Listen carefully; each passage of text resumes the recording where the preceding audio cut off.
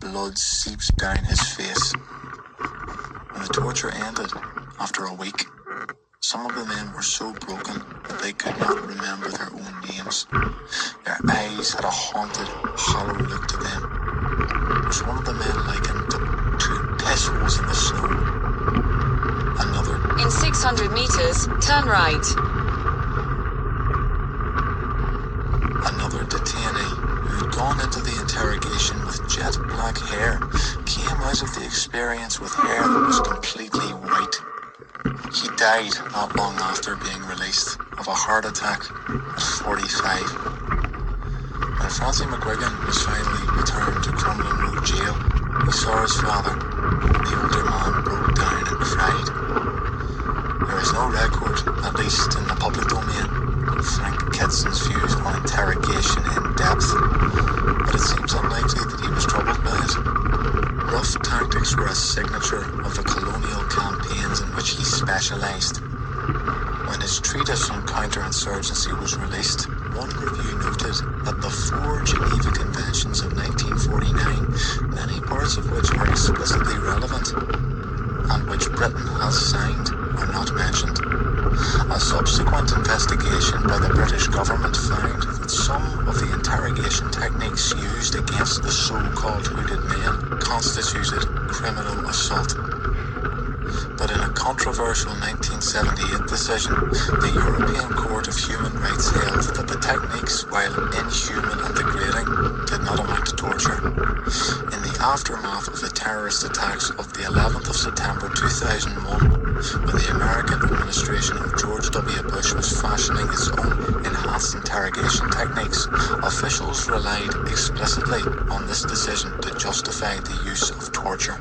But perhaps the most concrete application of Frank Kittson's colonial philosophies in the context of the Troubles was the MRF.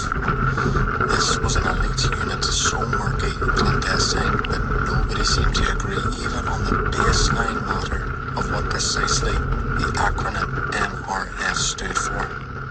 It might have been Mobile Reconnaissance Force, or Military Reconnaissance Force, or Military Reaction Force. The MRF consisted of 30 or so special operators, both men and women, who were hand-picked from all across the British Army. They were dressed in plain clothes, wearing bell-bottoms and denim jackets, and grew their hair long. Within the army, they were known as the Bomb Squad, because one of their responsibilities was reconnaissance, and they would stake out locations where they expected paramilitaries to plant a bomb. Soldiers of Irish origin were deliberately recruited in order to blend in with the locals. Members of the MRF drove around Republican enclaves, conducting covert surveillance, but they also got out of their vehicles in the heart of Indian country. They posed as road sweepers and dustmen. They huddled with the vagrants drinking methylated spirits by the side of the road. They also began to set up secret observation posts, creeping into shops and homes that had been damaged by rioting or fire. A single brick would be extracted from a walled-up facade, allowing an MRF member hiding inside to look out on the neighbourhood. One woman who worked for the MRF went door to door, selling cosmetics and gathering intelligence as she went. In December 1971, Kitson wrote a memo entitled Future Developments in Belfast, in which he explained that one critical means of bringing the fight to the IRA was building up and developing the MRF. But the unit was doing more than gathering intelligence. It was assassinating people too. Men in plain clothes would drive around in an unmarked Ford Cortina with a Sterling submachine gun hidden under the seat. They had to keep the weapon out of sight. One MRF member would later explain, because they were camouflaged so effectively that if they passed an army outpost and were spotted with the gun, their own British colleagues would open fire and we would be shot. It was an MRF team that had burst out of the green van in West Belfast and attempted to murder Brendan Hughes. These hit squads deliberately carried particular makes of weapons that were used by the paramilitaries, so that when someone was murdered, the ballistics would suggest that it was the IRA or loyalist killers who were responsible, rather than the British Army. We wanted to cause confusion, one MRF member recalled. If people believed the paramilitaries were responsible, we could erode their standing in the community and preserve the image of the army as a law-abiding neutral referee.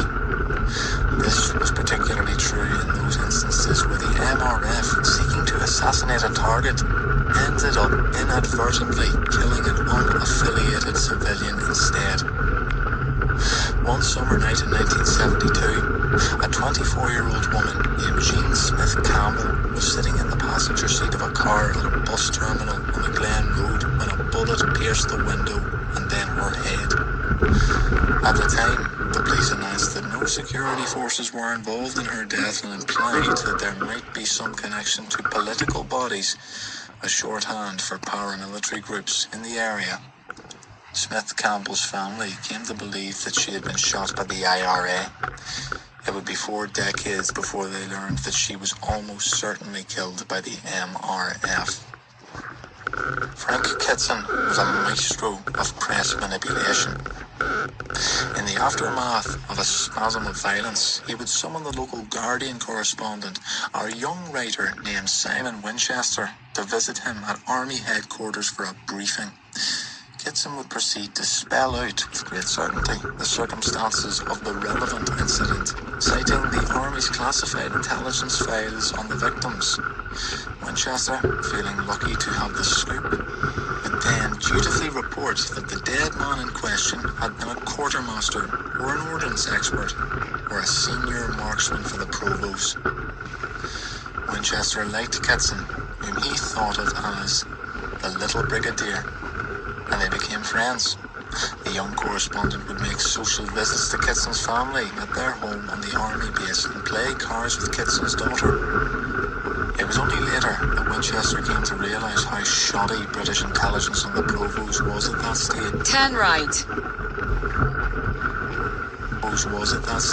And to suspect that much of the information he had parroted was simply wrong. He eventually concluded and acknowledged publicly that he had been used by Kitson as a mouthpiece for the Army. Kitson's strange lobbying attributes made him an object of obsession for the IRA. The provost studied low-intensity operations and featured Kitson in their propaganda. In the fevered imagination of the paramilitaries, he became an outsized antagonist, talked about but rarely seen. Kit's the Butcher of Belfast. Already prone to wartime superstition, the provost began to attribute any freak occurrence that they could not otherwise explain to the mind games of the shifty British strategist, as if he were some sort of poltergeist. There were plans to kidnap Kitson, though none of them ever came to fruition. The provosts were said to have a death list, with the names of priority targets for assassination. Frank Kitson was right at the top. But the provosts were not the only ones to keep a death list. As the MRF conducted its surveillance and developed intelligence, the unit had its own catalogue of targets whom the operatives were authorised to shoot on sight. In the MRF secret briefing room in the heart of the palace barracks, the walls were plastered with surveillance shots of the biggest players among the provosts, their targets. According to an account by one former member of the MRF, the key figures on the wall included Brendan Hughes, Jerry Adams, and Dolores and Marion Price. Yet, the cracked cup. In 400 meters, turn left at Punisa. Cup. A prison floated in Belfast Loch. The HMS Maidstone was a 500-foot ship that had been used during the Second World War to serve as submarines for the Royal Navy. When the Troubles broke out, the vessel was hastily recommissioned as an emergency accommodation for 2,000 British troops arriving in Belfast, then recommissioned again as HMP Maidstone, Her Majesty's prison. The ship slouched in the harbour as a jetty 20 feet from land.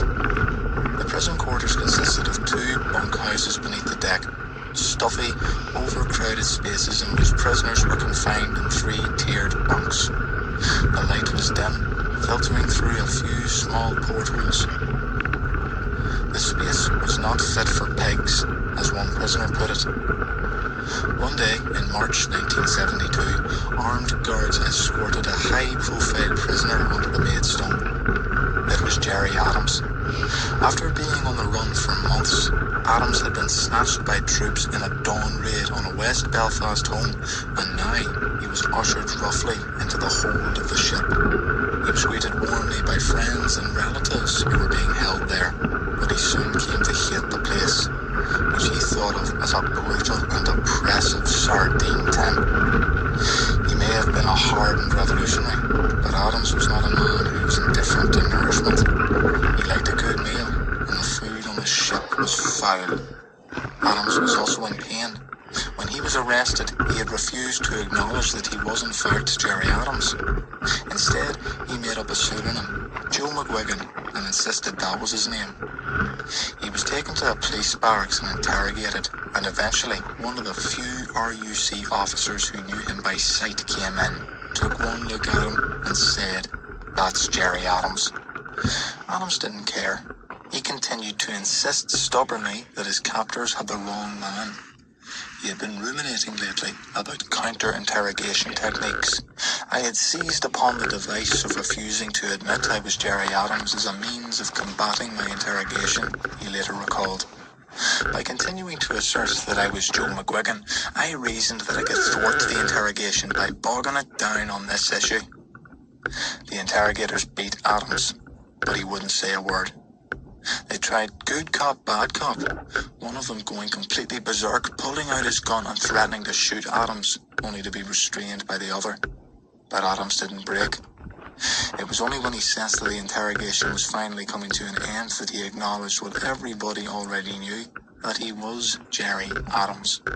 By that time, his interrogators had been arguing with him for so long over the simple question of what his name was that Adams had managed to tell them nothing of any substance. Of course, my strategy had been reduced to a charade by this time, but it had given me, I felt, a crutch to withstand their inquisition, he later observed. To remain silent was the best policy, so even though they knew who I was, it was irrelevant. I couldn't answer their questions on the basis that I wasn't who they said I was. When he was hauled onto the Maidstone, Adams saw the prison doctor and explained that after all the beating, his ribs felt tender. "Is it sore?" the doctor asked. "It's sore when I breathe," Adams replied. "Stop breathing," the doctor said, without a flicker of a smile. If the staff on board the Maidstone seemed bitter and the security was particularly tight, there was a reason. One frigid January evening, a couple of months earlier, 7 Republican prisoners had stripped to their underwear, slathered their bodies in butter and black boot polish to insulate against the cold, sawed through an iron bar, squeezed through a porthole, dropped one by one into the icy water of the Musgrave Channel and swum several hundred yards to the opposite shore. They had come up with the idea for the escape by watching a seal navigate the barbed wire netting that had been placed in the water around the ship. All 7 men made it to the far shore and scrambled out of the water. They were soaking wet, dressed in their underwear and smeared with shoe polish. Looking as if they had just crawled out of the Black Lagoon, they proceeded to hijack a bus. Fortuitously, one of the escapees had been a bus driver before joining the IRA, and he piloted this unlikely getaway vehicle into central Belfast. When they stopped in a neighbourhood that was Turn left at Punisa. home to many Republican sympathisers, local kids immediately set upon the bus like a swarm of locusts and started stripping it for parts. The prisoners hastened into the nearest pub, still mostly naked, and the patrons who stood around the bar looked up abruptly, shocked by this sudden, surreal intrusion. Then, without hesitation or really much need for explanation, the regulars started stripping off their own clothes and offering them to the fugitives. One of the patrons produced his car keys and tossed them to the men, saying, "Away yous go." By the time the army mobilized 600 troops for a manhunt, the men had vanished. After slipping across the border, they held a triumphant press conference in Dublin, where the newspapers anointed them the Magnificent Seven. Not long after Adams arrived. In 200 meters, slight right. Long after Adams arrived on the Maidstone, British authorities elected to close the ship. The new prison that had been under construction for some time at the airfield outside Belfast was now complete. It was known as Long Kesh. One day, Adams was handcuffed to another prisoner, loaded onto an army helicopter and flown to the new facility. Long Kesh was an eerie place. The paramilitaries who were confined there, adamant that they were not criminals but political prisoners, called it a concentration camp.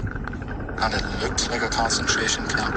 On a wind-swept, desolate plain, a series of corrugated steel huts housed the prisoners, amid barbed wire fences, floodlights, and Century Tires.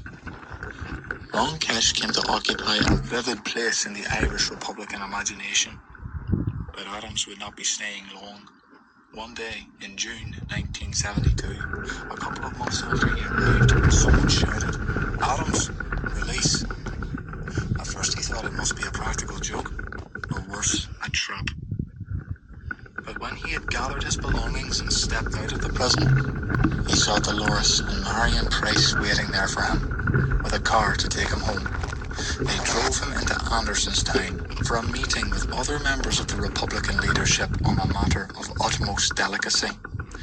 While Adams was locked up, a secret back channel had been developing between the Provos and the British government. After some preliminary contacts, it seemed that an opportunity might exist to negotiate a possible Turn left at Panisa. ceasefire. One of Adams' confederates in the IRA, a hard man named Ivor Bale, had insisted that a necessary precondition for any discussions with the British was the release from the internment of Gerry Adams. He was still only 23 years old, but Adams had become such an instrumental figure in the IRA that there could be no more memories of this kind. As one of the key architects of the operation, Brendan Hughes had hoped it would be a spectacular event. When the bombs started going off, he was stationed on Lisa Street, holding an Armalite, and he could hear the pace. In 200 meters, turn left. He could hear the pace of the explosions. Boom, boom, boom. There's too much here, he thought to himself. Some of the volunteers in the Lower Falls area were cheering as they heard the blast. Turn left.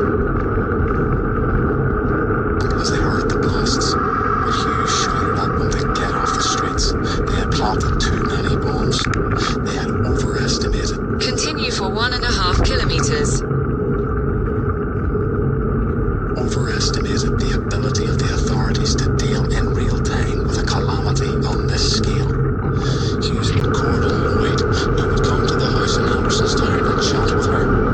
He must have known, or at least suspected, that she was a member of the IRA, but they would argue amiably about politics as if they were a couple of graduate students, rather than adversaries in a bloody guerrilla war. At one point, Gordon Lloyd told her that he would love to come back and see her in 10 years' time. We could all tell each other the whole truth. Traditionally, the IRA clothed as an example. Murdering a traitor in public fashion was a means of reinforcing social norms. But in the case of Joe Linsky, the Provos would break that tradition. At a certain point, Linsky simply disappeared.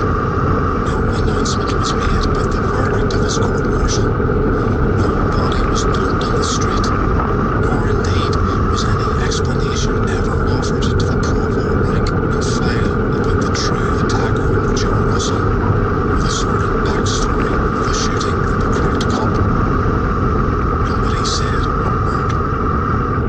Because Linsky's work often took him away for long stretches, when he initially vanished in August 1972, his family did not realize that anything was amiss. A rumor took hold that he was in America, that he had gone to start a new life, as many people during those days did. This was a deliberate campaign of misinformation. At one point, a nephew of Linsky's was in New York and met a local Irish Republican who told him, "You just missed Joe. He was here the other week." When Linsky's mother died 3 years later,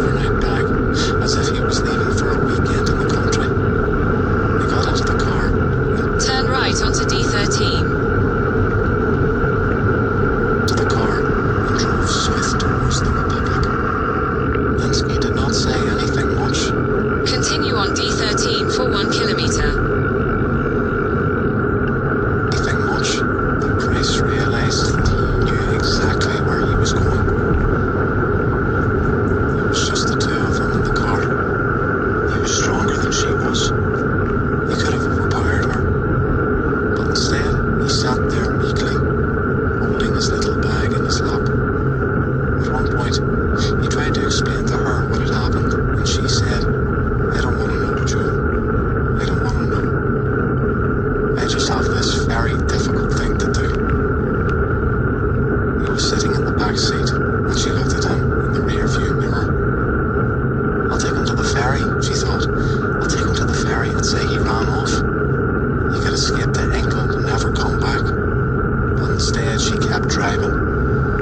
Why doesn't he jump out of the car, she wondered. Why doesn't he smack me on the head and run away? Why doesn't he do something to save himself? But as she drove on, she realized that he could not act to save himself for the same reason that she could not act to save him. Their dedication to the movement would not allow it. She had vowed to obey all orders, and Linsky, it seemed, had chosen to accept his fate.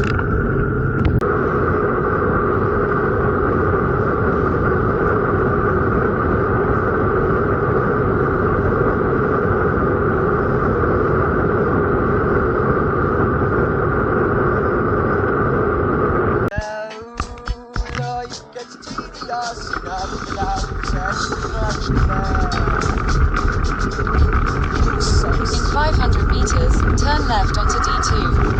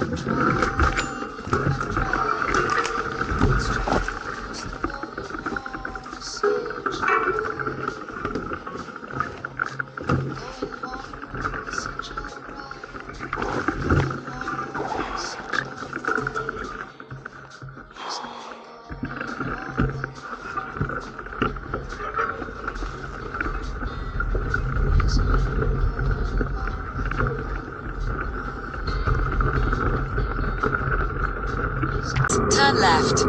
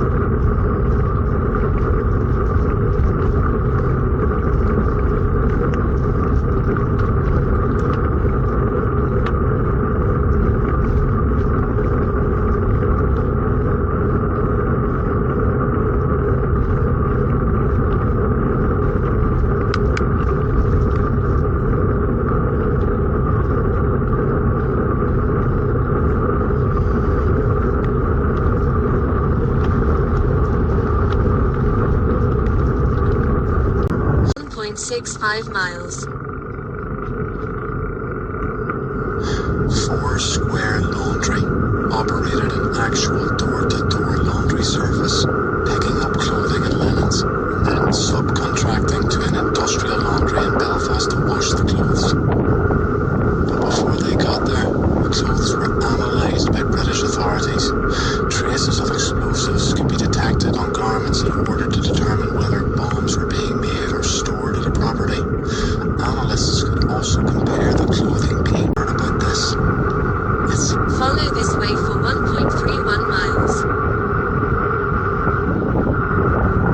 It seemed like a sort of Stockholm syndrome in reverse. The hostage taker gradually falling for the hostage. In their stead, a pair of dispassionate. As they were walking in, the whole place erupted in a massive cheer.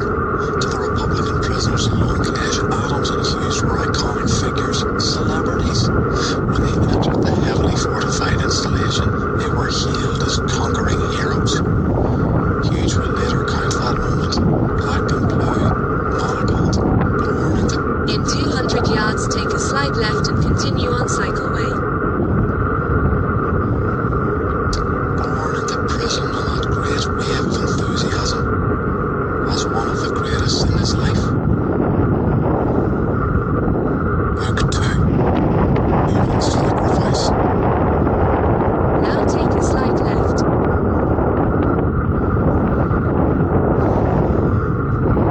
11. Close, England. Crocuses were already in bloom around London's parks and monuments on the 8th of March 1973. Follow this way for 450. A young man played the part of a civil rights marcher who gets mistaken for a member of the IRA. The bombers had arranged for wake-up calls before dawn. They rose, dressed, checked out of their hotels, then went to retrieve the cars. In 120 yards, turn left and continue on single track. Then in 170 yards, turn left onto path. Retrieve the cars and drive them into position while good parking spaces were still available. The real strike had created ideal circumstances. In 40 yards, turn left onto single track. Then in 50 yards, turn left onto path. Ideal circumstances for a car bombing, because parking rules were suspended. Vehicles that might normally have been towed away were being left alone by the police. All 4 cars were driven to their destinations. The Hellman to the Army Recruiting Office, the Corsair to New Scotland Yard, the Vauxhall to British Forces Broadcasting Service.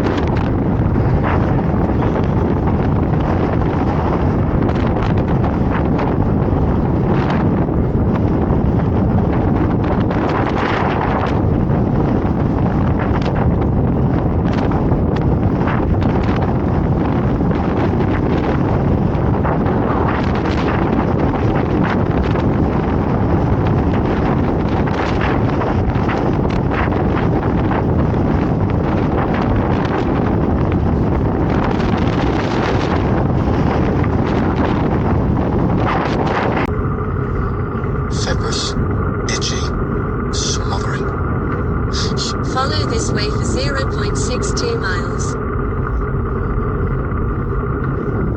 Hughes had brought an orange that he could suck for fluid and blood sugar.